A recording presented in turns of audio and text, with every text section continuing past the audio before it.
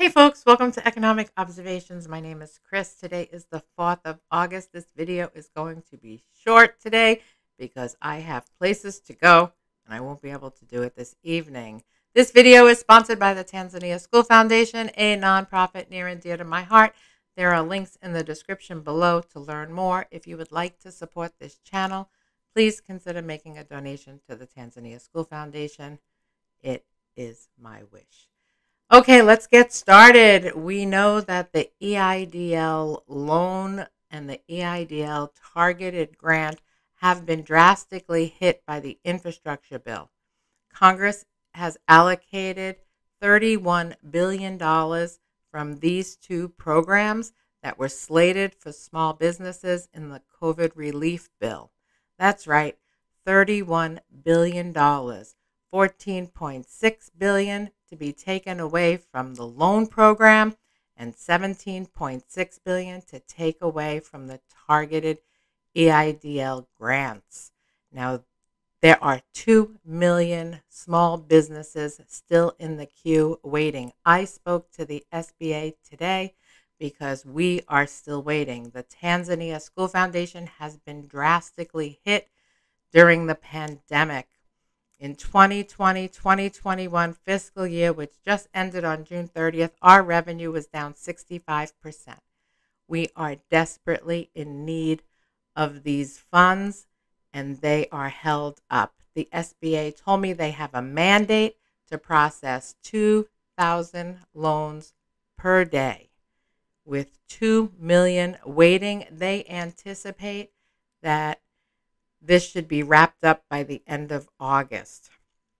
We are in a reevaluation phase and we are still waiting, but there are millions of businesses in the same situation.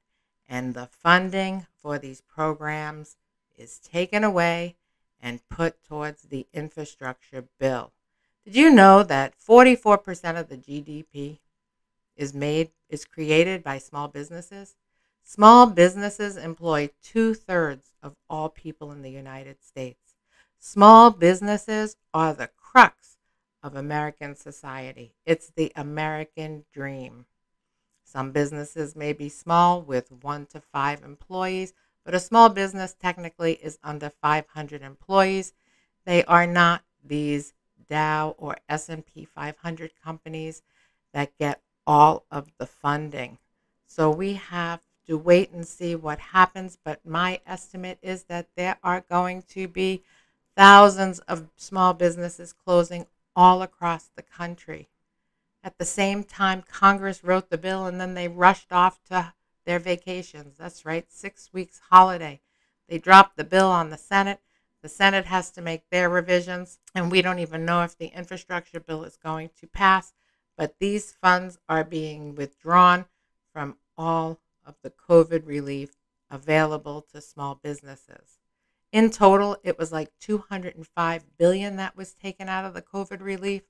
Other monies slated for other programs, but small businesses once again are getting hit really hard while the major corporations are still getting their tax breaks. That's right, the tax breaks were also in the infrastructure plan. I said it the other day. Congress has people in their back pockets. Millions of people are getting evicted. Biden, in a last-ditch effort, created another moratorium, but it was too late for thousands of people whose belongings were thrown on the street and the locks changed on the place they called home. So what is going to happen to all these people? Are the landlords going to put their houses for sale? And where are these people going to go?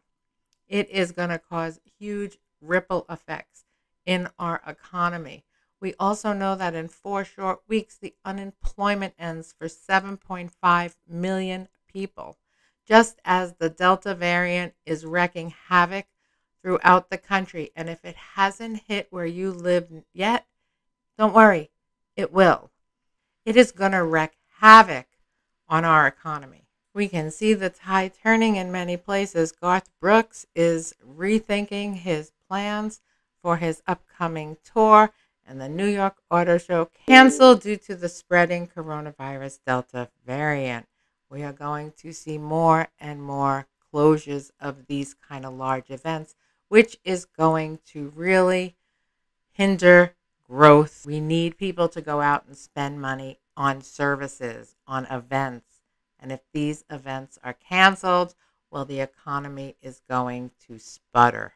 And on CNN, it says the speed of the U.S. economic recovery has been record-breaking, but it won't last. Despite continued optimism about the country's reopening, U.S. economic growth is already starting to slow. Year-over-year comparisons to the catastrophic conditions of the spring of 2020 have been puffing up recent economic growth data. But it is important to understand that there is so much more to the story from an economic cycle perspective. And that's where we are today, folks. While the economy, they say, is recovering, our work shows that the pace of the recovery is already starting to decelerate. This combines the broad measures of output, employment, income, and sales. The latest data shows the U.S. economy's growth rate, having peaked at almost 20% in March, is slowing to 5% in June. That the economy will continue to decelerate in the upcoming months. We just have to look deep. Look at the personal debt. Look at the evictions. Look at unemployment ending. Look at all of this EIDL and small business loans that are just disappearing overnight. When all of this ends, and folks, it's coming to an end, by September 6th, the last unemployment payment, everything comes to an end. I spoke to the SBA, and they want to wrap this up by the end of August. And once that is all wrapped up, and schools reopen in September, they expect everyone to go back to their jobs. But how can they? Garth Brooks is thinking about canceling his whole tour. And the New York Auto Show that was slated for the Javits Center on August 20th is canceling its show. And there are going to be thousands of more that are canceling. And what's going to happen to all those people who are involved in all those kind of businesses?